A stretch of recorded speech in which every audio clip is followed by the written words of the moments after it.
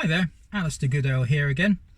This is my sixth and hopefully final video regarding the check test, and this one's all about the review and feedback that your examiner is going to give you, not you giving your pupil or anything like that.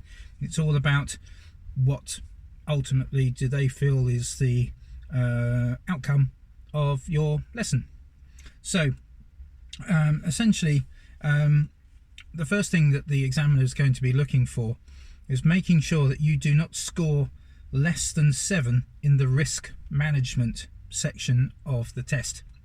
Now remember, the risk management part was all about making sure that you make the your pupil fully aware of what you can do to help them with the lesson, you know, as in pointing out obstacles or issues, possibly getting hold of the wheel, possibly using your dual controls, and the fact that they're happy with that.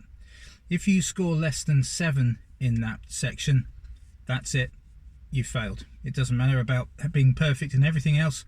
If it's less than 7 on that side, that's a problem. He'll obviously add, was there any risk or danger to you in the car, you know, the three of you, or to anybody else outside on the road? You know, did you all see that person just about to walk across the zebra crossing, and you had to stop suddenly, or did you go straight through, that sort of thing? And obviously advice for further development if you are not successful. So in that respect, it'll be a case of requiring more about knowledge of the understanding of the road layout or something like this. So usually it's quite brief. It's but one of the things that is important to understand is that the examiner is there to help you. He, for a change, is actually on your side, not the other way around. Usually, possibly you imagine that the examiner is always it's an us and them versus with you and your pupil versus them. The examiner is on your side this time. You're talking about the same professionals within the trade, within the industry.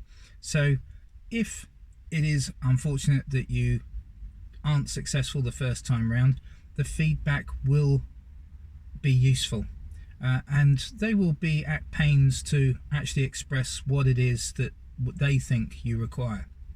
Listen to the feedback, listen to their advice, do it the way they ask you to do it, because you know, they are telling you what the answers are essentially, so do it.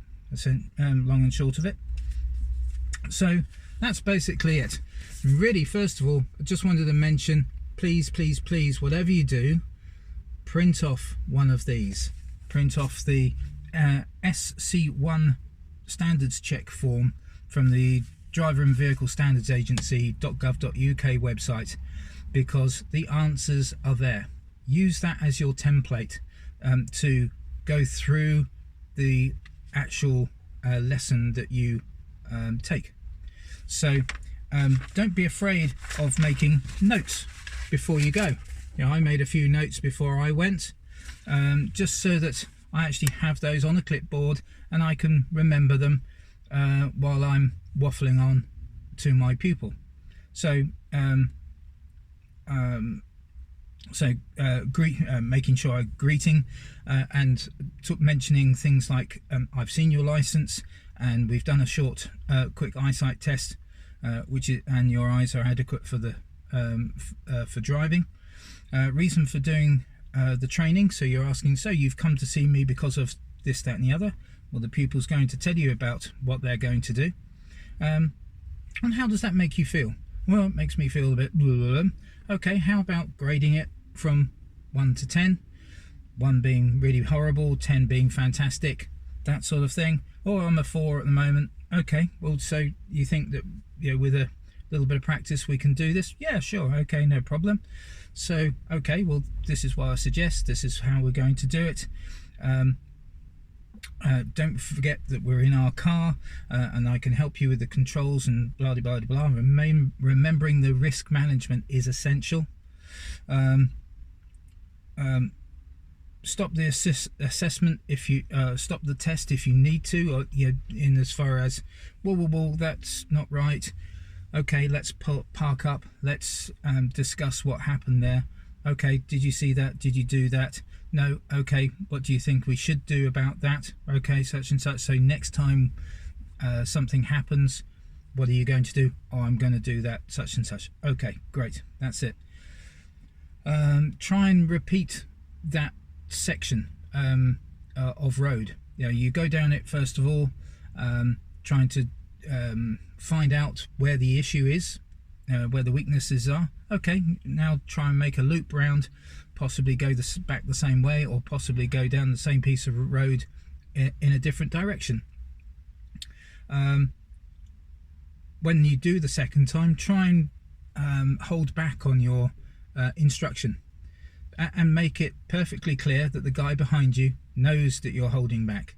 So you say, okay, well, we're coming back to this same piece of road, so this time I'd like you to think about the things, and maybe if you can, tell me what you're looking at, that sort of thing. And you can then chip in and explain things as they go along, and then possibly even a third time if you've got time. Remember, you've only got an hour to literally from start to finish. So the start, when you actually meet up with the examiner in the first place, right the way through to literally the end of the test, it is an hour. So you're going to probably need at least 5 minutes, maybe 10 minutes even, right at the beginning, and another 5 minutes at the end as a bit of a debrief. So you've really only got half an hour maybe to actually A, get there, B, do something, and C, get back again. It's really important to make sure that you try and do this in a timely fashion as well, because they don't like it when they get late. Equally, they don't like it when you come back after 10 minutes and you think everything's fine, because clearly you haven't had enough time for practice. Alright, well, I hope you found these interesting and hopefully useful. If you do have any questions, issues, what have you, any complaints, please send them to somebody else. But if you've got any compliments or feedback, or would like to talk about things a little bit more, please give me a call on 07 906 302 910, or alternatively get in touch with me at gt_drivingschool@yahoo.co.uk. Okay, thanks very much for watching and listening, and I hope it all made sense. Thanks a lot. Bye bye.